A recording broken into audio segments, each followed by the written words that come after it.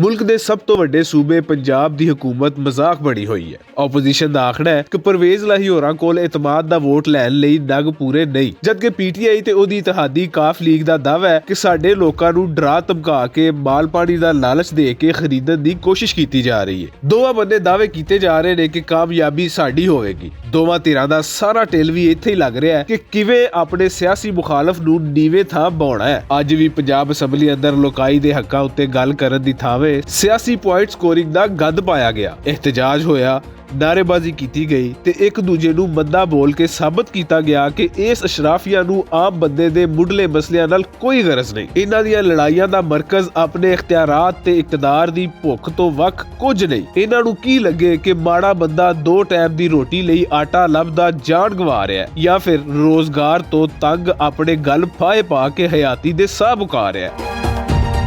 ਇਹ ਸਿਆਸੀ ਅਸ਼ਰਾਫੀਆ ਦੀ ਤਰਜੀਹ ਹੈ ਤੇ ਇਕਤਦਾਰ ਤੇ ਹਾਕਮੀਅਤ। ਲੋਕਾਈ ਦੇ ਮਸਲੇ ਹੱਲ ਕਰਨੇ ਹੁੰਦੇ ਤਾਂ ਅੱਜ ਇਹ ਅਸ਼ਰਾਫੀਆ ਉਹਦੇ ਦੁੱਖ ਵੰਡਣ ਦੀ ਗੱਲ ਕਰਦੀ, ਨਾ ਕਿ ਉਹਦੇ ਘੱਟ ਦੇ ਸਾਹਾਂ ਤੋਂ ਬੇਗਰਜ਼ੀ ਹੋ ਕੇ ਸਿਆਸਤ ਖੇਡ ਕੇ ਆਪਣੇ ਬੇਜ਼ਮੀਰ ਤੇ ਬੇਪਰਵਾਹ ਹੋਣ ਦਾ ਸਬੂਤ ਦਿੰਦੀ।